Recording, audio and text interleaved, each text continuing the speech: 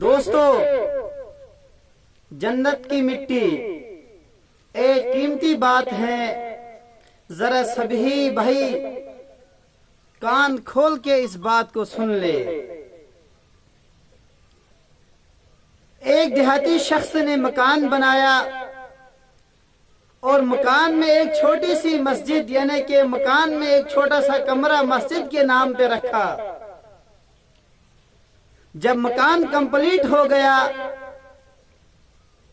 تو اس دیہاتی شخص کے 7 بیٹے تھے اور انہوں نے ساتوں کو بلایا اور کہا مکان کمپلیٹ ہو گیا ہے، مکان تیار ہو گیا ہے، اور ہم نے مکان کے اندر جو چھوٹا سا ایک کمرہ مسجد کا کمرہ رکھا ہے، اتنا چھوٹا کہ جس میں 7 آدمی آ جائے، کیونکہ اس دیہاتی شخص کے 7 بیٹے تھے، اس کی وجہ سے اتنا چھوٹا کہ جس میں 7 ہی آدمی آ جائے.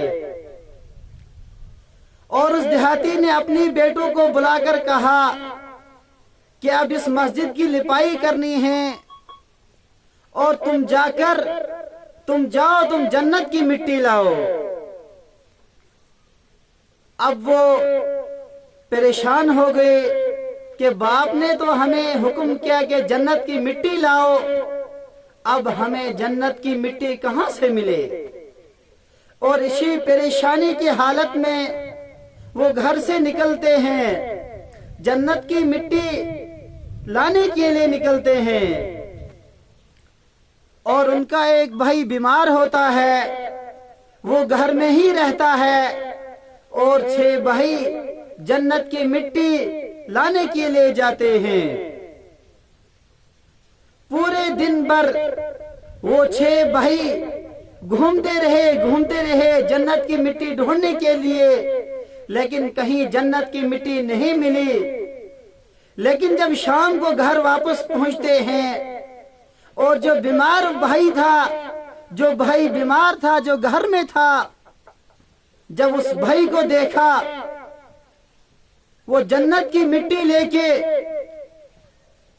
ایک تھیلے کے اندر اس تھیلے میں جنت کی مٹی تھی. وہ بھائی پریشان ہو گئے کہ ہم تو پورے گاؤں میں گھوم کے آئے کہ کہیں ہمیں جنت کی مٹی مل جائے، لیکن ہمیں کہیں جنت کی مٹی نہیں ملی، اور آپ گھر میں پڑے ہیں، لیکن آپ کو جنت کی مٹی کہاں سے ملی.